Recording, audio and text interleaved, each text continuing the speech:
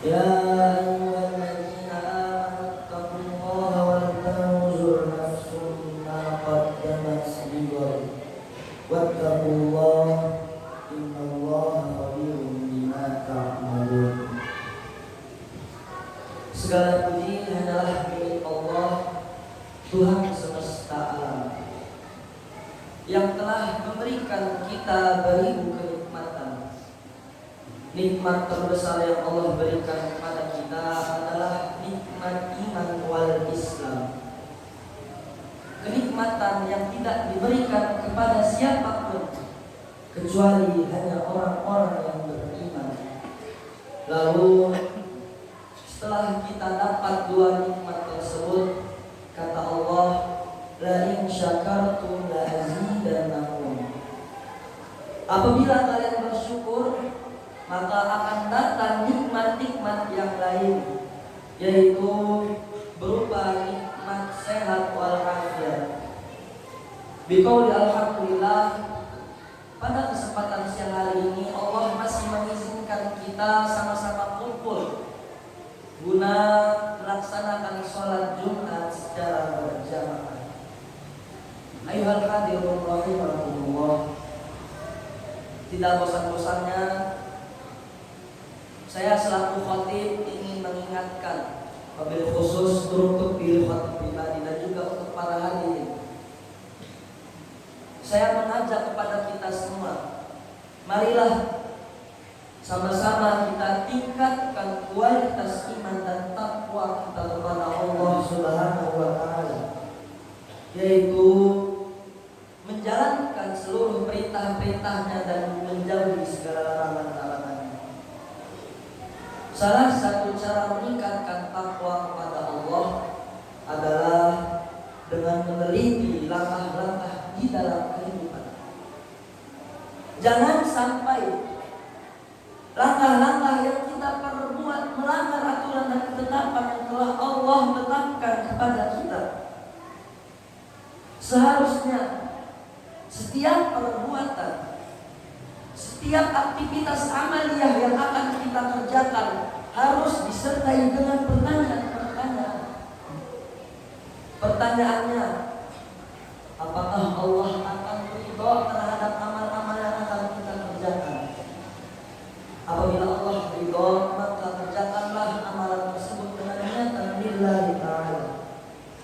Begitupun sebaliknya, apabila Allah tidak ridha, Allah murka terhadap apa-apa yang kita kerjakan, dengan secepat mungkin kita hindari perkara-perkara tersebut. Hadirin sidang Jumat yang berbahagia, ada satu hal yang tidak bisa kita hindari dalam kehidupan ini. Pasti masing-masing dari kita memiliki kesalahan atau dosa, baik yang dilakukan dengan cara sengaja ataupun tidak disengaja. Kita berdosa karena disebabkan lalainya dalam menaati perintah Allah. Mungkin pada saat kita sedang melakukan perbuatan dosa, pada saat itu iman kita sedang lemah, sehingga kita tak mampu untuk menahan hawa nafsu. Pendek kata, kita sebagai manusia, sebagai hamba Allah, tidak akan mungkin terlepas dan terhindar dari yang namanya kesalahan. Bahkan ini telah menjadi suatu ketetapan bagi kita umat manusia. Sebagaimana Rasulullah SAW bersabda, kullu bani Adam khati wa khairul khati'ina at-tawwabun. Setiap anak Adam pasti memiliki kesalahan, dan sebaik-baik kesalahan yang dilakukan oleh anak Adam adalah mereka yang ingin bertaubat. Wa qala ta'ala fi kitabihil karim, bismillahirrahmanirrahim, wa huwa alladhi yaqbalu at-taubata 'an 'ibadihi wa ya'fu 'anis sayyi'ati wa ya'lamu ma taf'alun. Pengertian secara umumnya, dan dialah Allah yang menerima taubat dan juga memaafkan seluruh kesalahan-kesalahan yang dilakukan oleh hamba-hambanya. Dan Allah mengetahui apa yang kalian perbuat. Dari ayat ini kita bisa ambil kesimpulan, walaupun dosa kita sebesar gunung, dosa kita seluas samudra, bahkan melebihi sisi dunia ini, akan lebih besar ampunan Allah untuk hamba-hambanya. Kembalilah kepada Allah, walaupun telah melakukan beribu-ribu kali kesalahan. Kama qala ta'ala fi haditsil qudsi, ya ibadi innakum tukhti'una fil laili wan nahar wa ana aghfiru dzunuba jami'a fastaghfiruni aghfir lakum.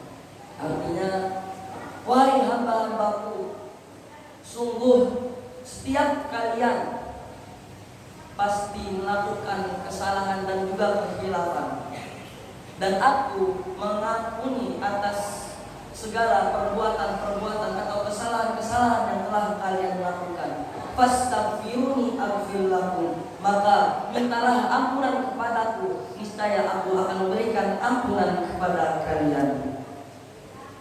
Ingat, semakin banyak atau semakin besar ampunan yang kita panjatkan kepada Allah, maka kita harus yakin dengan sepenuhnya Allah akan memberikan yang terbaik untuk kita. Yakin saja, apabila kita melibatkan Allah dalam segala urusan kita, maka tidak ada hal yang mustahil terjadi. Ma'asyiral muslimin wa sallallahu rahimahumullah. Sungguh sangatlah rugi orang-orang yang menyepelekan dosa, baik dosa itu yang kecil maupun dosa yang besar. Kita sebagai manusia seharusnya sadar, dosa bukanlah suatu perkara yang bisa dianggap remeh. Bahkan dosa dapat menimbulkan kerugian-kerugian di dalam kehidupan kita. Beberapa di antaranya, dosa dapat mengakibatkan adanya sanksi, dan sanksi ini bersifat ganda, yaitu siksa di dunia dan siksa di akhirat. Selain itu juga Allah akan menutup pintu rizki kepada siapa? Kepada pelaku maksiat. Rasulullah SAW bersabda, innal 'abda la yuhram rizqu bi dhanbi yusibuhu. Sungguh seorang hamba itu akan ditutup pintu rizkinya disebabkan dosa-dosa yang dia lakukan. Dosa juga dapat mengganggu komunikasi antar manusia. Dosa dapat melahirkan jurang pemisah dan menghalangi keakraban pergaulan sehari-hari.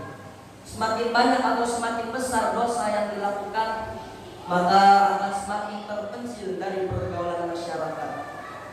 Selanjutnya, dosa juga dapat menimbulkan keresahan batin dan menghilangkan ketentraman hidup. Sepanjang hidupnya senantiasa gelisah resah, tidak pernah merasakan adanya ketentraman dan juga kenyamanan di dalam kehidupannya.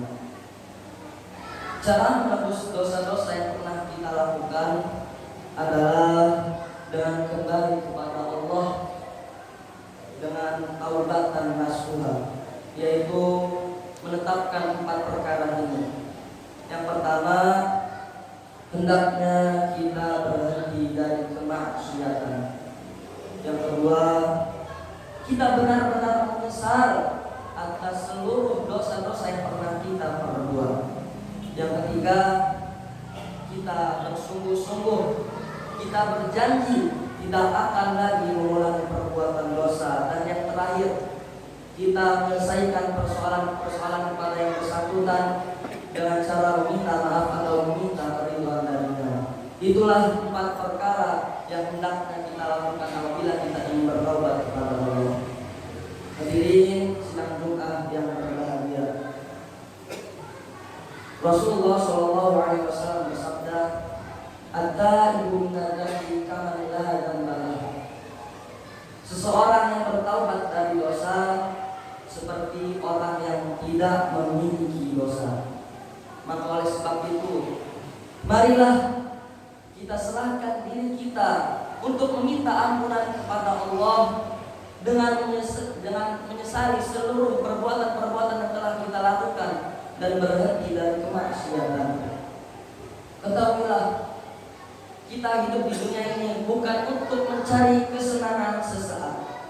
Namun, tujuan kita hidup di dunia ini untuk mencari bekal sebanyak-banyaknya guna mendapatkan kebahagiaan yang kekal abadi di akhirat kelak. Sebagaimana Allah Ta'ala berfirman di dalam Al-Quran yang berbunyi, Bismillahirrahmanirrahim. Wa ma khalaqatul jinna wal insa illa liya'budun. Artinya, tidaklah kuciptakan jin dan manusia melainkan untuk beribadah kepadaku. Kita hidup di dunia ini membutuhkan bekal untuk kehidupan kita seterusnya, yaitu di akhirat kelak. Apalah daya kekuatan, kekuasaan, dan juga kekayaan.